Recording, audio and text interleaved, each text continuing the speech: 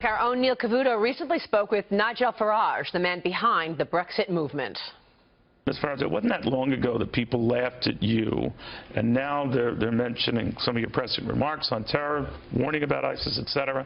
Britain's open door policy, this multiculturalism that maybe bred this. And now they're talking about you and Prime Minister in the same sentence. Well, let's see. There's a long way to go. I mean, we did, in May of this year, win the European elections across the United Kingdom. Right. It's the first time that a so-called, we're called the insurgent party has topped the polls. We're about to win a parliamentary by-election in a couple of weeks' time.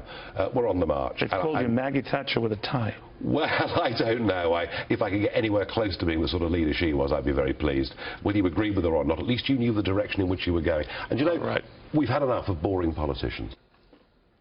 That was then. No one is laughing now. Nigel Farage declaring the Brexit a victory for real people. He's not alone. Donald Trump praising voters for taking their country back. We go now to former presidential candidate and Donald Trump supporter, Dr. Ben Carson. Dr. Carson, good to see you. Thanks so much for joining us.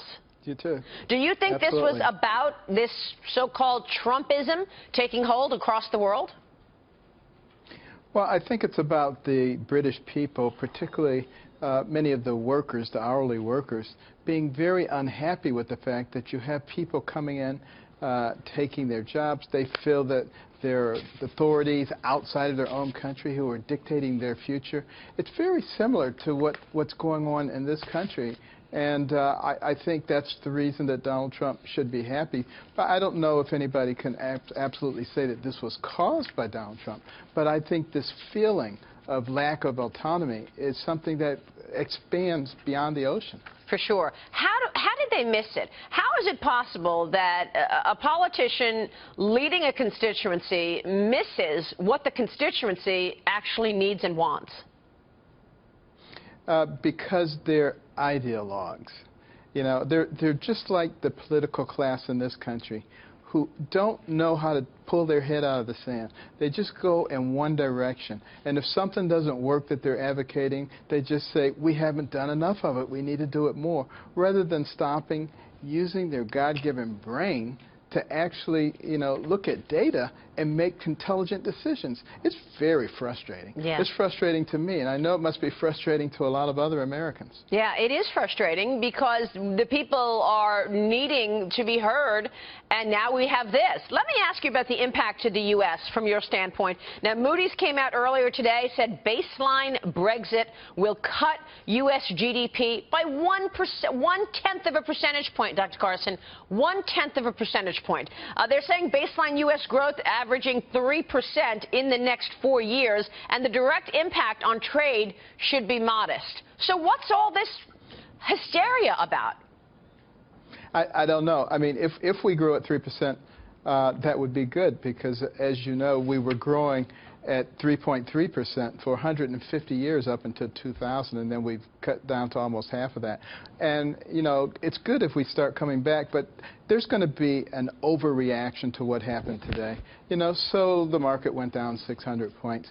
You know, people are going to take advantage of that, actually, I believe, starting next week, and recognizing that really nothing fundamentally has changed. Yeah, you mean you think that the buyers are going to come in and say, okay, there's opportunity in the U.S. right now?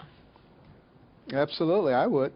Take us behind the curtain with Donald Trump for a minute. What's going on in terms of the conversation?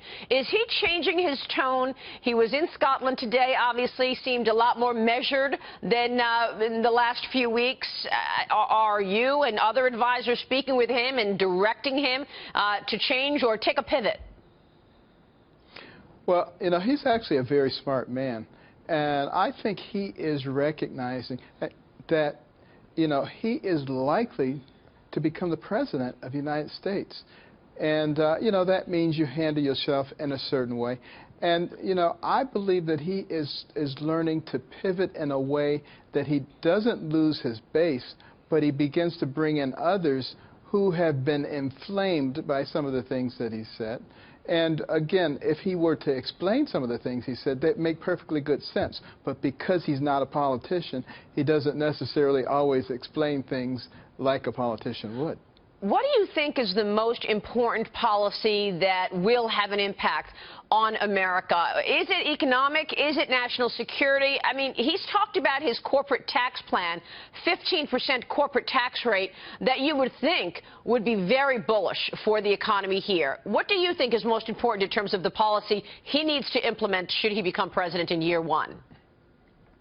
Well, I really think the economy is the crux, because it is the thing that will allow us to do what we need to do with our military, with our defense. And so the two are really tied together very significantly.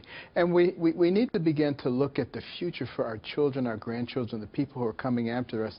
Anybody knows that you cannot continue down the path that we're going and expect something good to happen. It didn't happen, you know, for the French. It didn't happen for the Spaniards. It didn't happen for the ancient Romans. And it's not going to happen for us.